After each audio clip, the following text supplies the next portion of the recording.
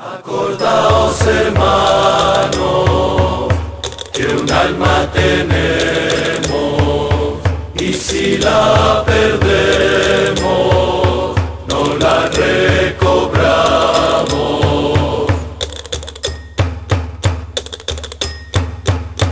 Parece que se oye aún esta sencilla copita al compás ceremonioso de su campana chiquita.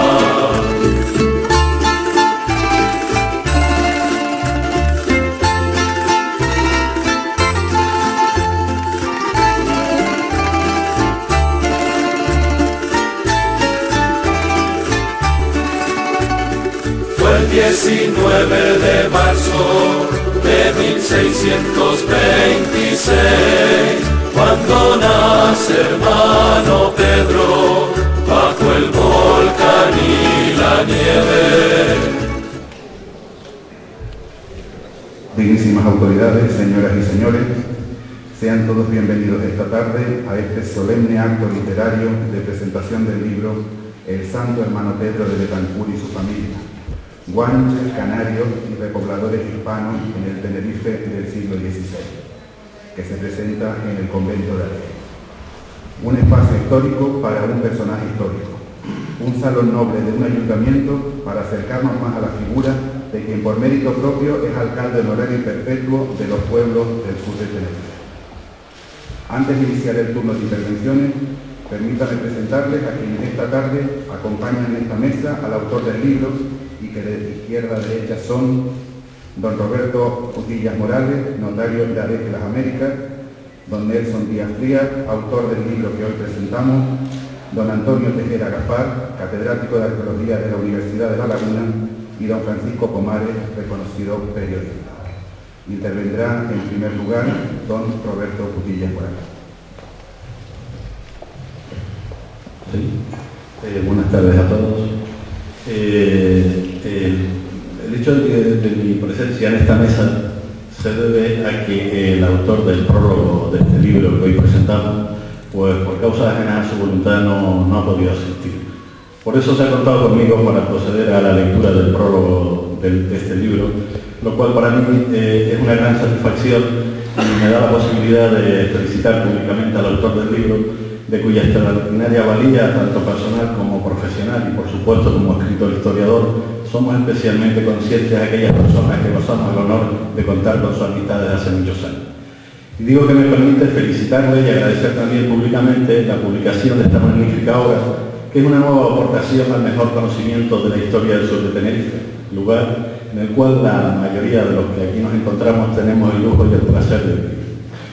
El autor del prólogo de este libro es don Daniel García Pulido. De él se puede comentar que pese a su juventud es un joven investigador, historiador, que a pesar de esta juventud, como digo, está en posesión de premios tan prestigiosos como el de investigación histórica Antonio Romeu de Armas, el del periodismo de Ocio Rodríguez, así como el premio periodismo Sabino Bertelot, convocado por la Alianza Francesa y el Ayuntamiento de Santa Cruz de Tenerife. Es autor asimismo de varias obras, especialmente sobre la figura del almirante inglés Horatio Nelson y su frustrado ataque a Santa Cruz de Tenerife, y diversos trabajos históricos sobre la ciudad de Santa Cruz de Tenerife, de cuyo pasado se puede decir que don Daniel García Pulido es uno de sus más eruditos y conocidos historiadores.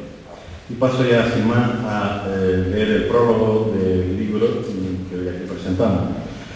Adentrarse en el estudio de cualquier figura o personaje de nuestro pasado conlleva siempre un auténtico desafío para cualquier autor. Un reto desglosado en infinidad de matices y de detalles, de referencias inéditas y de un sinfín de retazos de historia engarzados a modo de eslabones a lo largo de una existencia llamada a perpetuarse en los anales del tiempo. Bien sea por haber formado parte de hechos históricos de carácter notable e insoslayable, bien sea por su personalidad o por sus desvelos íntimos, todo estudio biográfico de un perfil humano supone un esfuerzo de comprensión, de análisis e incluso de síntesis que no están al alcance de cualquier investigador. La comprensión englobaría conocer con meridiana certeza el entorno, tanto físico como familiar, así como el contexto histórico que envuelven a la figura que sería objeto de esta investigación. Es vital que el estudioso domine con claridad la geografía las relaciones humanas, los vínculos sanguíneos o de vecindad, todo dentro de un esquema cronológico que siempre afecta en un grado o en otro a cualquier individuo en todo momento de la historia. La parcela del análisis nos brindaría por parte del autor ese ingrediente de discernimiento tan necesario en todo estudio histórico, separando y clasificando todo el caudal informativo en razón de su veracidad, de su calidad y en definitiva de su interés.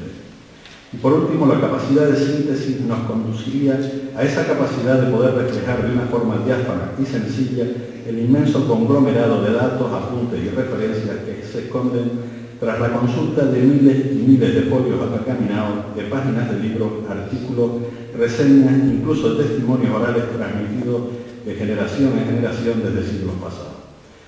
Esta capacidad de difícil consecución solo puede venir aparejada a investigadores dotados de una sólida base intelectual, acostumbrados a encontrar la luz entre el marasmo de oscuridad y pesimismo que en ocasiones rodea esta valiosísima tarea. Todo este cúmulo de indicaciones y de claves necesarias para cualquier obra de temática biográfica se multiplican obviamente cuando la figura a estudiar trasciende, además, no solo el ámbito de la esfera de interés local, insular o nacional, sino que llega a tocar las fibras íntimas de la espiritualidad de todo ser humano en cualquier rincón de este planeta. Características que encontramos en el precioso e interesante libro que el lector tiene en sus manos, centrado en la existencia del santo hermano Pedro. No cabe duda que la trascendencia del legado de esta figura brinda además un matiz de excelencia y de responsabilidad a todo investigador que se acerca al estudio de su vida y de su ambiente familiar e histórico. El Nelson Díaz Frías, autor de esta obra, confluye en todas y cada una de las particularidades que hemos venido desglosando. Su conocimiento del territorio y de su componente humano es, a nuestro entender, a todas las luces envidiable y nos atreveríamos a significar incluso que verdaderamente único. No solo lo abonan sus publicaciones extensas y detalladas sobre comarcas como Adeje, Arona, Vilaflor de Charna o San Miguel de Abona, sino la promesa, que pronto iremos viendo plasmarse en la auténtica realidad, de nuevos trabajos de investigación sobre parcelas desconocidas y poco estudiadas del pasado del sur de Perú. Quienes tenemos la fortuna de conocer a Nelson Díaz Frías sabemos que su espíritu y sed de conocimiento son la antesala de interesantes libros en un futuro próximo. Su capacidad de análisis y de síntesis vienen corroboradas y cotejadas hasta la saciedad solo observando el vigente material genealógico al que ha tenido acceso con horas y horas dedicadas a la lectura pausada y metódica de libros de bautismo, de casamientos o de defunciones, de testamentos y mandatías, de codicilo y libros de fábrica, entre muchos otros, todo lo cual ha quedado plasmado con su exquisita forma de trabajar en la colección de obras que ya ha dado. El estudio que tenemos el privilegio de prologar reúne condiciones que lo convierten en un trabajo verdaderamente difícil de igualar. La primera de ellas es conseguir ese vínculo íntimo, sanguíneo, probado documentalmente, con un personaje imbuido de esta relevancia espiritual e histórica. La afirmación de Nelson Díaz Frías de que todos los vecinos del sur de Tenerife tienen la sangre de los primos de los hermanos del santo hermano Pedro y por tanto la de los abuelos del santo Charnero y la de este mismo, es de una rotundidad y de un valor personal hasta en cierto punto íntimo, tan trascendentales que solo quienes tengan la fortuna de pertenecer a esa comarca sureña podrán definir la sensación que el conocimiento de tal hecho les transmite. Si ya la cercanía física de contar con los paisajes y espacios vitales que constituyeron la existencia del santo hermano Pedro en Tenerife suponían un componente de orgullo para la gente del sur, conocer ahora, merced a esta interesante investigación, la cercanía que otorgan los vínculos de sangre, colmará de alegría y entusiasmo a todos aquellos que sientan especial devoción por esta figura del santoral. Otro aspecto a tener en cuenta entre las especificidades de esta obra es su carácter de continuación. A nosotros nos gustaría dar de culminación en base a la exhaustividad del estudio llevado a cabo por el autor, de la tarea emprendida en su momento por investigadores e historiadores de la talla de don Leopoldo de la Rosa Olivera o de don Elías Serra Rafort, entre otros. Desde un inicio se quiso esbozar el